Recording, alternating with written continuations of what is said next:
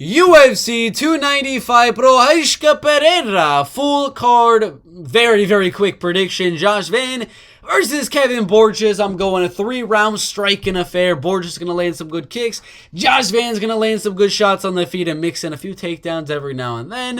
And I think Josh Van wins a close, competitive, back and forth, 29-28 decision.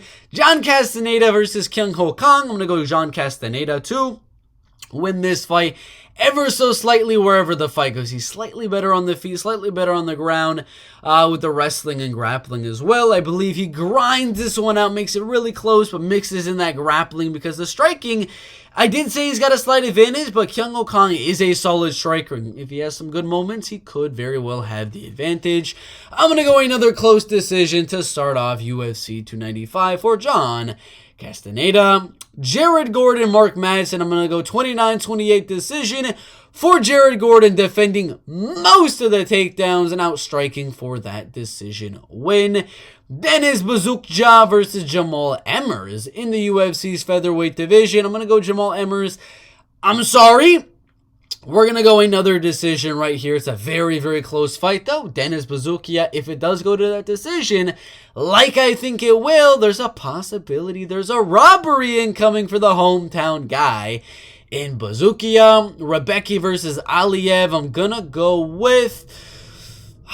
such a close one. I'm going to go Aliyev. This isn't based on their past fights, but he's young. He's improving every single fight. He looks better and better in. I think he's going to go out there, make the wrestling really even, and just barely outstrike Rebecki on the feet and win a close decision. A lot of people are saying Rebecki's a little bit bigger, a little bit better in the striking, but there's a lot of time for Aliyev to improve that striking in this off time before the fight happens. He's very young. He's always improving. I think he's going to show some good improvements in his striking for this fight. So I'm going to go Aliyev decision. Nazim Sadikov via Chisla Borshiev. I'm going to go Nazim Sadikov by submission in round 2 or round number 3. I think they're going to strike very evenly in round 1. Maybe Slava will have a slight advantage, and then Sadikov's going to try to mix in the ground game, which I do believe he's going to have some success in and submit Slava Borshev. Tabichi and Lupita Godinez in the women's strawweight division.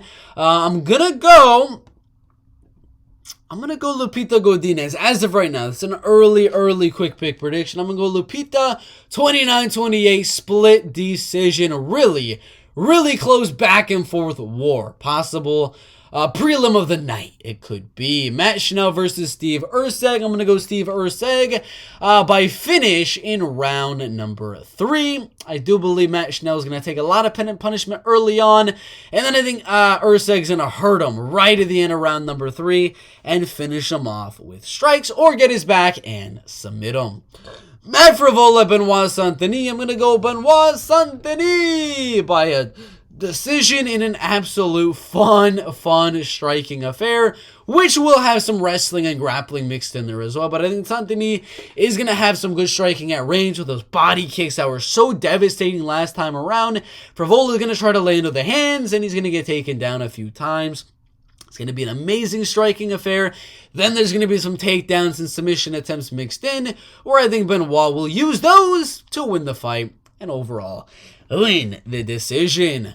Mackenzie Dern and Jessica Andrade. I'm definitely going Mackenzie Dern on this one. I feel weirdly good about it because Andrade's grappling has not looked the best recently. So I'm going to go Mackenzie Dern to finally get that finish in the UFC's strawweight division. Round number 2, round number 3. Submission. Maybe she gets hit with a few big shots by Andrade before then, but I think she gets it to the ground and submits her. Rear naked choke. Diego Lopez and Pat Sabatini. I'm going split decision win for Diego Lopez, I think, in this fight. The grappling is pretty 50-50 here, but I think Lopez is going to keep the striking really even, where nobody really has the edge in terms of that grappling. And I do believe Lopez is just going to land a little bit of a harder shots and just attempt submissions out of nowhere. 30 seconds left in the round. He's going to go for some sort of submission. And the rules say, the judging criteria says, the closer guy to the finish, if you're having effective grappling, that counts as submission attempts, you will win the fight. I think Lopez is going to have a lot of submission attempts like usual, but I don't think he'll be successful in that. But I think those submission attempts, the even striking on the feet, will make this one a close 29-28 split for Diego Lopez.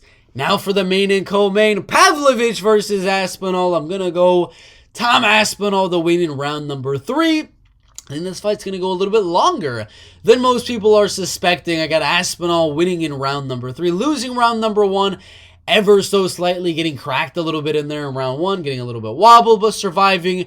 Round number 2, I think Aspinall wins. He finds his range a little bit better, finds his speed, and outstrikes Pavlov a little bit. And then round 3, I think he gets that takedown, and I think he gets him down, ground and pounds him. Pavlov gives up his back. He's tired. He's not used to these longer fights, and I think Aspinall submits Sergey Pavlov in round number 3 to become the interim heavyweight champ. Pereira Prochazka, I'm going to go Pereira by TKO in round 3 or round number 4. I think Prochazka is going to be a little bit crazy, win 1 or 2 rounds earlier on in the fight, probably just one of those rounds. Pereira is going to be technical, countering him on the way in, and I think round 3, round 4, Pereira is going to catch him big with one of those counters and knock it out. Alex Pereira TKO, round number 3.